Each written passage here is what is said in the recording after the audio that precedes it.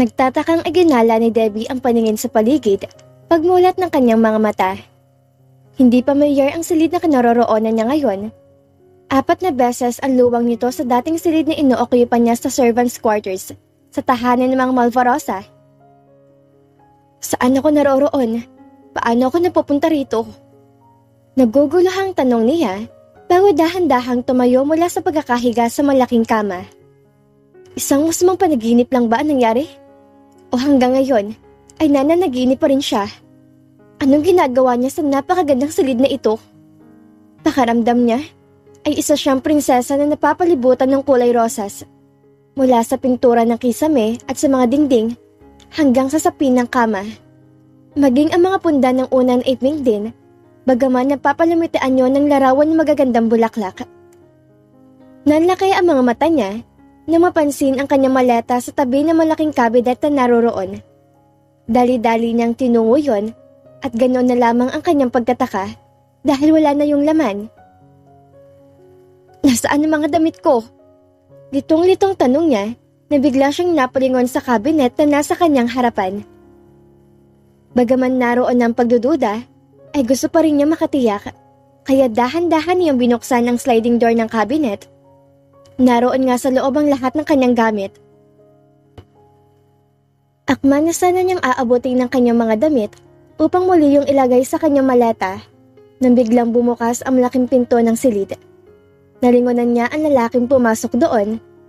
Kunot na kunot pa rin ang noo. Magkagayon man, ay hindi pa rin may tatanggi ni Debbie ang taglay nitong kakisigan, lalo na sa suot nito ngayon na puting sandot itim na shorts.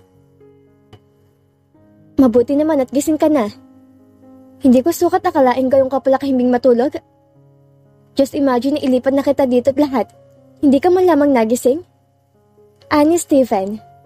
Namilog ang kanyang mga mata sa gulat. You mean ikaw ang... But why? Bakit mo ako inilipat dito? Simple lang. Dahil mas maliit ang chance na makatakas ka dito. Dahil bukod sa may matitibay ang grill sa silid na to, ay nasa kabilang kwarto lamang ako. I would know right away kung sakaling magtatangka kang tumakas. Inis na napamewang siya. How many times do I have to tell you na hindi mo pwedeng gawin to sa akin? This is illegal detention, in case you do not know. And I tell you, sa sandaling makakita ako ng pagkakataong makaalis sa pamamahay mo, ay tatakas talaga ako. Thanks for informing me. Dahil dyan, ay lalo kong hihigpitan ng gagawin pagbabantay sa'yo. Nang uuyam na saad nito, abat, napigil ang anumang sasabihin ng dalaga na makita niyang pagpasok ng isang katulong na dala-dala ang tray ng pagkain. Okay, make yourself comfortable while you are having your dinner. Ipapakuha ko na lamang uli kay Martha yung tray mamaya kapag tapos ka na kumain. Baling ng binata sa kanya matapos sulyapan ng maid. Hindi napigilan ni Debbie ang mapaluha pagkaraan na pagsolo niyang muli ang loob ng kwartong iyon. Ano kanyang gagawin? Sino may hinga niya ng tulong sa malaking bahay na to? Natitiyak niyang lahat ng katulong ay napagbilinan na ng lalaki na anumang mangyari ay huwag siyang tutulungan na makaalis. Alam din niyang hawak ngayon ni Steven ang kanyang cellphone dahil hindi niya to nakita sa kanyang mga gamit. Paano ba niya maipaparating kay Mr. De La Rosa ang kanyang kinasasapitan? Nanlulumang napatingin siya sa masarap na pagkain nasa tray. Batidiyang hindi niya magagawang kumain dahil sa miserable niyang sitwasyon. Kaya tinungo na lamang niya ang kama at nahiga roon. Muntik na siyang mapasigaw nang marinig niya ang malakas na kulog at nakita ang matatalim na kidlat na naglalagos mula sa nakasarang bintana. Pati yata kalangitan ay nakikiramay sa akin naging kapalaran. Bulong niya bago ipikit ang mga mata kahit alam pa niyang hindi siya makakatulog. Hindi nagtagal ay narinig niya ang mahinang tunog sa pinto. Hindi na niya pinagkaabalahan pang imulat ang mga mata dahil alam niyang si Martha lamang yun upang kuhanin ang tray. Subalit, ganoon na lamang ang gulat niya nang marinig ang galit na tinig ni Stephen. Bakit hindi mo man lang ginalaw yung pagkain? Sinabi sa akin ng mga katulong na hindi ka pa rin nakakapananghalian at ngayon ay hindi ako nagugutom. Bulyaw niya. At saka ano bang pakialam mo kung hindi ako kumain? Mabuti nga yun, dahil kapag namatay ako, maaari ka na magbunyi. Hindi ba't yun naman ang gusto mo? Aniya sa mataray na tinig. Simbilis ng kidlat na nilapitan siya ng lalaki bago marahas na hinawakan sa kanya magkabilang braso. Bitiwan mo nga ako! Nasasaktan ako, ano ba? Malakas sa sabi niya habang nagpupumiglas. Talagang masasaktan ka kapag inulit mo bang sabihin yon. Dahil kahit kailan, hindi ko inisip na makasakit ang kapwa.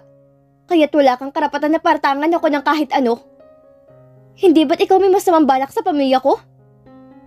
Matigas na tura nito. Pero nangako naman akong hindi ko na isusulat ang mga nalaman ko. Bakit ayaw pa rin akong pakawalan? Kilala ko mga taong kauri mo. Magkapera lamang, isusulat ang kahit ano. Sukdulang malantad sa publikong pribadong buhay ng mga taong ginagawa niyo ng iba't ibang artikulo. Anito na nakatiimbagang. Hindi ako ganun. Kung ano lamang ang totoo, yun lamang sinusulat ko. At hindi ako kailanman naglabas ng artikulo na walang pahintulot mula sa subject ko. Pagdidepensa niyang muli sa sarili. I don't believe in you. Hindi iilang beses ka namin naging biktima ng mga kagaya mong reporter. Kagaya na lamang ni Kent, masyadong pinaglaruan ng media ang maliit na tampulan nila ng kanyang nobyang si Sheena. Wala siya tuloy choice, kundi ang magpalamig muna dito sa probinsya.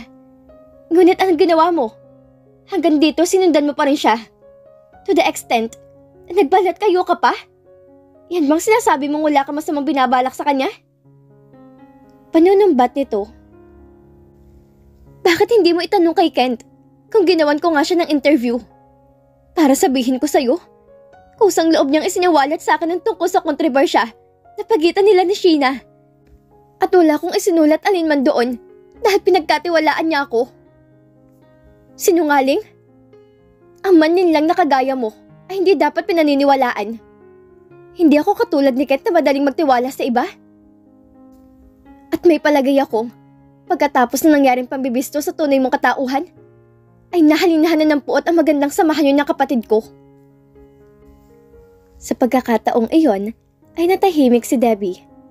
Batid niyang katotohanan sa sinabi ng kausap. Hinding-hindi niya makakalimutan ang galit na nakarehistro sa mukha ni Kent habang sinusumbatan siya nito. At hindi niya masisising kaibigan. Bakit ka biglang natahimik? Pukaw ni Steven na nayugyog pa siya. Kung iniisip mo mapapatawad ka pa niya, nagkakamali ka. Suklam na suklam siya sa'yo. Magsasalita pa sana siya para patuloy na makipagsagutan dito nang bigla siya magulantang muli dahil sa nakakabinging kulog na pumunit sa katahimikan ng gabi.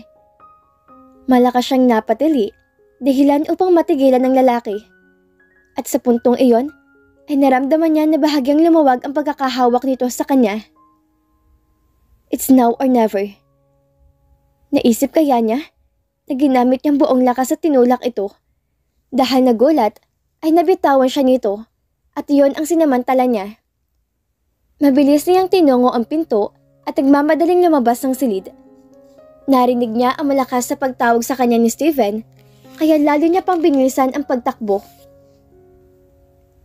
Gusto niya magdiwang na magawa niyang buksan ang malaking pinto sa harap ng bahay sa kabila na malakas sa pagtahip ng kanyang dibdib dahil sa matinding kaba. Muling napatili si Debbie nang isa pang malakas na kulog ang kanyang narinig pagkaraang makalabas siya sa malaking bahay. Natanaw niya ang mataas na tarangkahan at sa pagnanais na makarating agad yun ay hindi na niya tiningnan ng kanyang dinaraanan. Huli na makita niyang isang sanga ng kahoy na marahil inalaglag dahil sa lakas ng ulan. Sumabit ang kanyang paa roon na naging dahilan ng kanyang pagbagsak. Napaluha siya nang sumigid ang matinding kirot sa kanyang paa nang subukan niyang igalaw iyon. Are you alright? Narinig niyang tanong ng lalaking kagaya niya ay basang-basa na rin. Kaagad siyang inalalaya nito patayo at gaano na lamang ang pag-aalala sa mukha nito nang marinig ang malakas niyang sigaw dahil nagalaw ang paa niya nang nasaktan. See? Uli-uli ay mag-isip ka muna bago ka gumawa ng marahas na hakbang. Pagalit na sabi nito bago siya pinangko pabalik ng bahay. Wala siyang nagawa nang idiniretso siya ni Steven sa loob ng banyo. Nanlalaki ang kanyang mga mata nang simulan nitong alisin ang basa niyang damit. What do you think you're doing? Si Tania. Inaalis kong damit mo para makapagligo ka. Masyado malamig ang tubig ulan. Baka magkasakit ka. Parang baliwalang tugon nito habang patuloy pa rin sa pag-aalis ng buton niya sa kanyang damit. Pagalit niyang pinaalis ang kamay nito. I can do that myself. Will you please leave me alone now? Why? Ano pa bang itatago mo sa akin? Gayong halos ay para ka na rin walang damit ngayong sa hitsura mong yan. Isa pa, nakalimutan mo na bang nakita ko na rin yung kamay kailan lamang? Nakakalokong saad nito. Sa kabila ng galit at ginaw na nararamdaman, ay hindi napigilan ni Debbie ang pamulahan ng pisngi dahil sa tinura nito. Hindi rin nakaligtas sa kanyang paningin ang pagnanasa ng mga mata nito habang nakatingin sa kanyang kabuuan. Don't remind me of that. If you are gentleman, hindi mo na ipapaalala pa sa akin ng tungkol sa bagay na yan. Lumabas ka na. Kaya ko maligo mag-isa. Taboy niya sa kausap. But you can, sweetheart. Nakalimutan mo na bang you just hurt your foot? Dahil sa katigasan ng iyong ulo? Sa kagustuhang maitago sa lalaki ang muling pamumula ng muka, ay mabilis sa tumalikod ang dalaga. Ayaw niyang ipahalata rito na apektado siya na ginamit itong endearment sa kanya. Magtigil ka nga, Debbie. Galit siya sa'yo, kaya't walang ibig sabihin ng pagtawag niya sa'yo ng sweetheart. Narinig niya mula sa kubling bahagi ng kanyang isip, kaya naman bahagya siyang nakadama ng pagkapahiya sa sarili. Iba naman ang naging pakahulugan ni Steven sa ginawa niyang pagtalikod dito. Ganoon pa man, ay hindi ito nagkomento tungkol doon. Bagkos ay makahulugan na lamang umiti bago tinungo ang pintuan ng banyo. Ngunit bago pa man ito tuloy ang isinara yon, ay pahabol pa ito nagsalita na muling ikinapiko ng dalaga. Okay, I will leave you for a while, but be sure to finish bathing after 20 minutes dahil babalik ako. And I don't care kung nagbibihis ka na nun o hindi pa. But... Subalit hindi na niya nagawa pang isatinig ang gustong sabihin. Dahil napainid na ng lalaki ang pinto, napaboga na lamang siya na marahas na hininga. Aray! Papatayin mo ba talaga ako? Malakas sa sigaw ni Debbie pagkatapos sa pagulungan ni Steven ang bote na may mainit-init na tubig sa bahagi ng kanyang nasaktang paa. Don't overact. Yan ang alam kong pinakamabisang paraan para gamutin ang nalinsad na buto sa paa. Don't tell me na hindi ka nakakaramdam ngayon ng kaginhawaan sa bahaging yan. Tingnan mo, wala nang pamamaga. Sabi nito sa tinig na bagaman mahinay halata rin ng pagkainis. Hindi siya nakakibo dahil may katwiran ng lalaki. Wala na nga ang matinding sakit na kanining nadarama niya sa kanyang paa. Kahit ngayong bahagya niyang iginagalaw-galaw yon. Salamat. No. Ayoko na basta salamat lamang. Tanggi nito. Anong? Nabasa ako ng ulan kanina nang habulin kita. Hindi rin ako kasabay kay Ken sa hapunan. And I'm starving right now. Sa lahat pa naman ng ayoko, ayong kumain mag-isa. Kaya tama lamang marahil sabayan mo ako ngayong kumain, hindi ba? Pero, please no more buts. Sige ka, kapag hindi ako natuwa dahil sa iyong kakulitan, ay hindi ako mangingiming parusahan ka ulit. But this time, isisiguraduhin ko mag-i-enjoy tayong pareho sa parusang igagawad ko sa'yo. Sinasabi yun ng lalaki, ay masuyo nitong tinitigan ang kanyang mga labi, kaya mabilis na tumahip ang dibdib ni Debbie na makuhang ibig nitong sabihin. Ngunit bago pa man siya makapagkomento tungkol doon, ay nakita niyang pagpasok ni Martha sa silid. May dala-dala tong tray ng pagkain.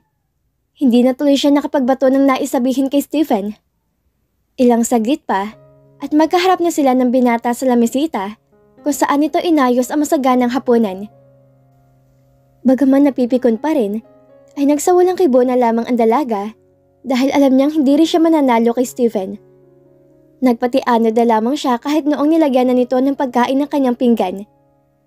Walang kamalay-malay si Debbie na aliw ang lalaki habang pinapanood siyang kumain. Sa kabila ng bawat paggalit niyang pagsubo, ay hindi pa rin naaalis sa kanyang poise habang kumakain. Busog na ako? Maya-maya ay sabi niya nang mapuna na pinapanood pala siya ng kaharap. Marahan niyang itinulak ang kanyang pinggan palayo. No, kumain ka pa. Ipinahanda ko tagay yung mga yan para sa'yo. Giit nito. Umiling siya. Ayoko na. May palagay akong kapag pinilit ko pang sarili ko, baka mailuwa ko lamang lahat ng kinain ko. Mataman siyang pinagmasdan nito. Waring sinusukat ang katotohanan ng kanyang sinabi at nang matiyak na seryoso siya, ay nagkipit balikat na lamang to. Bueno, kung talagang busog ka na, hindi na kita pipiliting kumain pa. Ngayon ay pwede na mapanatag ang kalooban ko dahil sa wakas ay nalamnan na rin ang tiyan mo. May kung anong damdamin ang tila humaplos sa dibdib ng dalaga sa tinuran ng kausap upang dagli lamang mawala dahil sa sunod nitong sinabi. Ayoko namang maging dahilan ka pa ng aming konsensya sa sandaling may mangyari sa'yo habang nasa poder kita. Kaya't inaasahan kong simula ngayon ay kakainin mo ng pagkain pinapadala ko kay Martha. Kung hindi siya nakapagpigil, ay baka kung ano pang nasabi niya rito. Buong akala niya nag-aalala to sa kanyang kalagayan, yun pala sa ibang bagay. Isang matalim na irap tuloy ang pinagkaloob niya rito bago siya pagalit na tumayo. Ngayon na pagbigyan na kita, marahil ay maaari mo na akong iwan dahil gusto ko na rin magpahinga.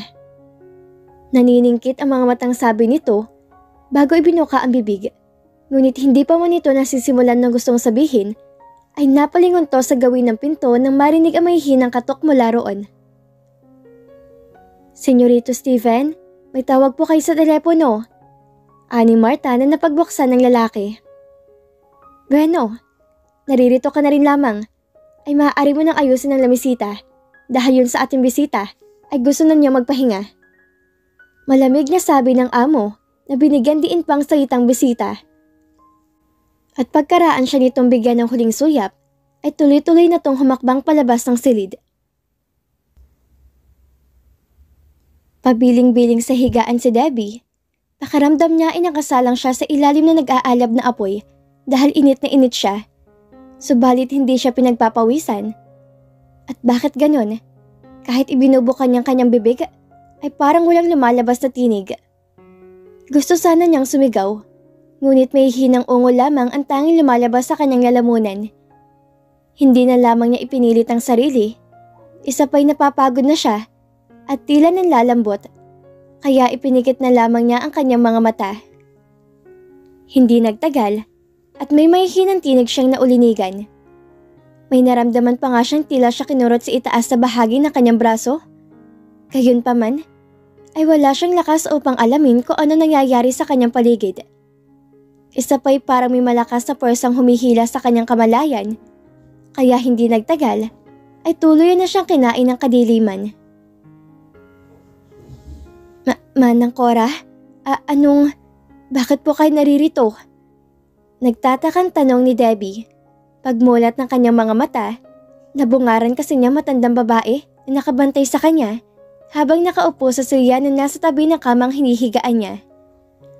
Baka sa mukha nito ang matinding pag-aalala, kahit nakangiti na to habang nakatingin sa kanya. Salamat sa Diyos at nagkamali ka na rin, Debbie. Pinag-alala mo kaming lahat, iha. Alam mo bang kung hindi ka pa nagkamali ngayon, ay tiyak na dadahin ka na ni Steven sa hospital. Napakunot noo siya. Hospital? Bakit ho? Taas baba ang lagnat mo, ining. Sa loob ng 4 na araw, hindi rin namin maintindihan yung mga sinasabi mo. Maliban sa mga binanggit mong bulaklak at atool, kaya't sinabi ng doktor na tumitingin sa'yo na nagdidiliryo ka. Paliwanag nito. Nalaman namin mula kay Steven na nabasa ka pala ng ulan at iyon marahil ang dahilan kung bakit ka nilagnat. Mabuti nga't pinuntahan ka agad ni Steven dito na marinig kanyang umuungol ng gabing yon, kaya't nakatawag kami agad ng manggagamot. Patuloy nito. Sandali nag-iisip si Debbie. Pilit binalikan ang gabing nabasa siya ng ulan. Kung gayon, ay hindi pala panaginip lamang ang nakakaibang pakiramdam niya ng mga oras na yon. Nasaan na ho si Steven, Manang? Hay nako, pinagpahinga ko muna dahil 4 na gabi na rin walang tulog. Halos ang lalaking yun sa pagbabantay sa'yo. Napabuntong hiningang saad nito. Hindi ko nga maintindihan kung bakit gano'n na lamang ang pagtutol niya kapag sinasabi namin kami mo nang hahalili sa pagbabantay sa'yo. Gusto daw niya makatiyak ang kalagayan mo, kaya ayaw niyang umalis dito sa kwarto mo. Ganun ho ba? Nakakahiya naman ho dahil pinag-alala ko pa kayo ng husto. Anang dalaga na hindi malaman kung paano pipigilin ang mabalis na tibok ng puso dahil sa nalamang pag-aalala, di umano sa kanya ni Steven. Nang bigla siya matigilan dahil naalala ang sinabi sa kanya nito dati. Ayoko naman magindalahin ka pa ng aming konsensya sa sandaling may mangyari sa iyo habang nasa poder kita. Sus, wag mo nang isipin yon. Ang mahalagay okay ka na. Maya-may babalik si Ronald. Siyang kaibigan doktor niya Steven at Kent. Halos hindi na nga rin umaalis sa tabi mong batang yon sa pakiusap na rin ni Steven. Narinig niyang sabi ni Manang Cora, kaya pilit niyang iwinaksi sa utak ang mga naiisip. Siya nga pala, alam kong hinang-hina ka pa, kaya't nagpahanda ko kay Martha na mainit na sofas. Kailangan kainin mo yon nang sa ganun, ay manumbalik ang dati mong lakas. Salamat ho, Manang. Hindi ko. Naputol ang sinasabi ni Debbie nang maulingon ang pagpasok ni Martha. Daladala nito ang mangkok na mainit na sopas at ganoon na lang ang pagsikdo na kanyang dibdib na makilala ang lalaking nasa likuran nito. Steven, iho, mabuti naman at kising ka na. Natutuwa kong ibalita sa iyo na maayos ng pakaramdam ni Debbie. Pahayag na matanda pagkaraang masabihan ang katulong na ilapag sa lamisita ang mangkok na dala nito. Mabuti naman kung ganun, Manang. Kamusta ka na ngayon, Miss Ramirez? Ano ba namang Miss Ramirez? Hindi ba't noong kasalukuyang mataas na mataas ang lagnat niya'y? Tinatawag mo nga siyang Debbie? Ano't ngayon napaka-formal mo naman yata?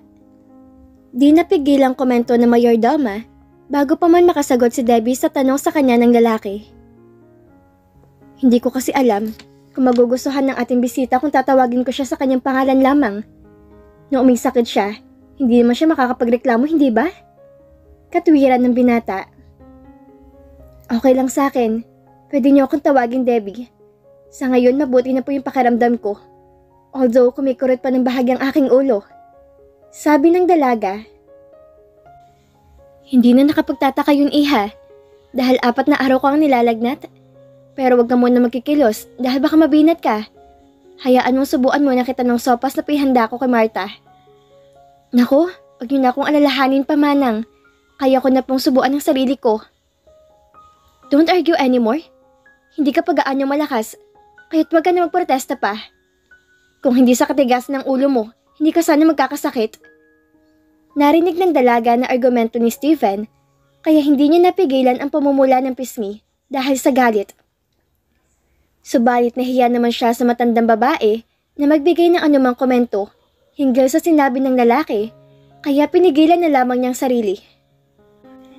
Manang Cora, yaman din lamang na nakapagpahinga na ako, ay ako na muna uling bahala sa ating bisita. Ako nang bahala magsubo sa kanya ng sopas. Dagdag pa nito, na muntik na niyang ikahulog sa kama. Hindi naman kasi kailangang, kung gayon, may iwan ko na kayong dalawa rito. Agap na mayordoma, kaya hindi na natapos ng dalagang kanyang pagtutol. At bago pa man niya mapigilan to, ay mabilis na tong lumabas ng kanyang silid. Napagsolo silang muli ng lalaki. Ganun na lamang ang pagpipigil niya mapasinghap nang walang sabi-sabing alalayan siya nito para makaupo na maayos sa kanyang kama. I know that you're hungry, pero sabi ni Ronald ay ito munang ipakain sa'yo. Baka daw kasi makasama kung solid food agad ng papakain sa'yo. Anito na tinutukoy ang sopas. Yeah, I know. Pero hindi mo na ako kailangang subuan pa. I just had fever and it didn't make me invalid. Ngayon naniniwala na ako magaling ka na nga dahil babalik ka na naman sa iyong fighting mood. Unlike na mataas pa yung lagnat, wala kang reklamo kahit noong pinupunasan kita para bumaba yung lagnat mo. Ha? Anong? Pwede mo namang iutos yun sa iba. Halos magkanda-utal-utal na sabi niya, kasabay ng panlalaki ng mga mata. Hindi rin niya napigilan ang mabilis sa pagsasal ng kanyang dibdib dahil sa sinabi ng binata. Just imagine, hindi lang naman ito nakita ng kanyang katawan, kundi nadama pa nito't nahawakan. Don't you worry, kinumutan naman kita hanggang balikat habang pinupunasan kita. Isa pa'y narito si Ronald ng mga oras na yon dahil siya mismo ang nag-utos sa akin gawin yon. Bakit hindi mo na lamang hinayaan na siyang gumawa nun? After all, ay isa siyang doktor. Precisely. Siya ang doktor mo, kaya't ng mga oras na yon ay abala siya sa pag-monitor ng iyong temperature. And I was the one available that time para punasan ka. Pero, bakit Debbie? Is there something wrong? Kung ako ang nagpuna sa'yo? Umiling siya. Wala naman, kaya lang ay... Kung ganon, there's no point in talking about that any further. Let's close the issue, okay? Come on, open your mouth and finish this soup. O diyok nito. Gustuhin mang magkomento pa ng dalaga, ay wala na siyang nagawa. Lalo na't wala itong kibo habang sinusubuan siya ng mainit na sopas. Aminado si Debbie na bagaman naiilang siya sa ginagawa ni Steven, ay hindi naman niya maiwas na makadama ng kakaibang init at bahagyang kilig sa dibdib dahil sa gestures nito. Lihim tuloy niyang napagalitan ng sarili. It doesn't mean anything, Debbie. So don't put your hopes too high dahil baka masaktan ka lamang. Huwag kang umasa na mahal ka din ng lalaking yan. Din? Nangangahulugan bang mahal niya ang lalaki? No! It's impossible. I couldn't be in love with this man. Nang malingat si Steven, ay saglit siyang napapikit at napakagat-labi. Pinigil niya ang sarili na mapabuntong hininga. Ilang sandali pa'y naubos na niya ang sopas. Beno, magpahinga ka na ulit at nang bumalik agad ang lakas mo. Anito bago lumabas ang kanyang silid. Lumipas ang 4 na araw, balik sa normal ang pakiramdam ni Debbie, pero patuloy pa rin ang pag-inom niya ng gamot. Malaki ang dapat niyang ipagpasalamat sa mga taong kasama niya sa bahay na yon dahil ang mga to ang matyagang nag-alaga sa kanya. Naipaabot na rin niya ang kanyang pasasalamat kay Ronald, ang doktor na ilang beses na rin nakaharap sa matyaga nitong pagpusubaybay sa kanyang kalagayan. Pero kapag naiisip niya si Kent, ay hindi niya maiwas sa malungkot. Sa loob ng mga panahong may sakit siya, ay hindi niya nakitang sumilip to o nabalitaan, kaya naman nag-aalala to sa kanya. Nanghihinayang siya sa kanilang pagkakaibigan, hindi niya maaaring sisihin to dahil sa mga nangyari. Pero sa sarili naman niya, ay sigurado siyang kahit hindi siya nabuko na magkapatid, ay wala taga siyang balak i-expose sa publiko ang mga nalaman tungkol kay Kent. Hindi importante kung magsinungaling siya kay Mr. De La Rosa. Ang mahalaga ay maprotektahan niya ang privacy na hinihingi ng kapatid ni Steven. Hindi na rin mahalaga sa kanya kung hindi man siya ipromote ng boss. Nasa gayon siyang pag-iisip na magulantang siya sa biglaang pagpasok ni Steven sa kanyang silid. Muli ikinailangan niyang higitin ang paghinga upang hindi ito makahalata na affected siya sa presence nito. Alam kong pamamahay mo to. And isa akong preso dito. Pero don't you think that I am at least entitled to have my own privacy? Do you know how to knock? Paano kung mapasukan mo ko sa isang nakakahiyang sitwasyon? Umpisa niya sa nakaambang verbal fencing nila. Don't worry, if that happened, I won't consider it embarrassing, but entertaining instead. Nakakalokong tugon nito. How dare you? Oh, spare me dramatic, Miss Ramirez. Nagpunta ako dito para ibalita sa'yo. Maaari ka na magbalik ng Maynila. On one condition. Ipapangako mong wala kang isusulat na anumang tungkol sa kapatid ko. Kaya ng sinabi mo sa amin dati pa. Hindi na nagrehistro sa kanyang isip ang mga huli pang sinabi ng lalaki. Ang malinaw at nagtutumiming sa kanyang pandinig ay ang sinabi nitong maaari na siyang makauwi. Dapat ay matuwa siya. Dahil sa wakas, ay makakaalis na rin siya sa bahay ng mga Malvarosa. Subalit bakit parang hindi yata siya masaya? Sa kubling bahagi ng kanyang puso ay parang gusto nitong tumutol. Dahil ba yun sa katotohanang ayaw na niyang mapalayo pa sa lalaking to na natutunan talaga niyang mahalin? What's wrong, Miss Ramirez? Hindi ka ba masaya? Hindi ba't ito matagal mo nang gusto? Pukaw ni Steven. By the way, bago ka nga pala umalis, kailangang ibigay mo sa akin ang complete address ng publication company na pinagtatarabuhan mo, gayon din ang tinitirhan mo. Why? Kumakabog ang dibdib na tanong ni Debbie. Deep inside, ay parang gusto niyang umasa upang mabigo lamang dahil sa isasagot nito. Nang sa ganon, ay madali ka naming mahahabol ni Kent should some bad publicities about him come out. Don't worry, I'm giving you my word that it will never happen. Just the same, I will give you my calling card. Aniya napigil ang galit